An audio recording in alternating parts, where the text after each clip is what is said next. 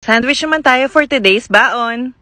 Sabi ko sa kuya, matuto naman siya kumain ng sandwich para madalian naman ng mommy sa pag-prepare ng baon sa school. Kahit rice lover siya, pumayag naman. Kaya sinimplihan ko lang sa start. This is tuna sandwich na loaded with veggies. For the tuna spread, nagisa lang ako ng onions and tuna, then seasoned with salt and pepper, then mayonnaise. Nirap ko nga pala sa wax paper para intact pa rin yung sandwich pagdating ng recess nila. Finally, medyo maganda na yung panahon ngayon. Sana tuloy-tuloy na, no? Ang hirap kasi pag consistent na umuulan the whole week.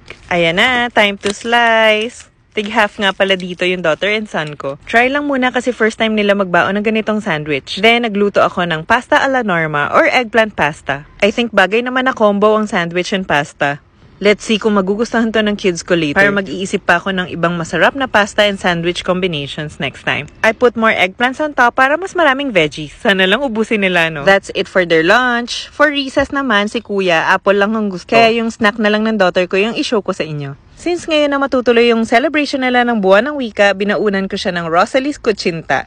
Then, natikman nyo na ba tong Hansel Premium Biscuits? Ang sarap nito. Dalawa yung flavors niya. May Hokkaido-style white cheese and New York-style cheddar cheese. Then, konting almonds para may something crunchy. And slices of apples na binabad ko sa water na may konting honey and a pinch of salt para hindi mangitim yung apples until break time nila. And syempre, may mga food pics para may style. That's all. Until my next baon serye!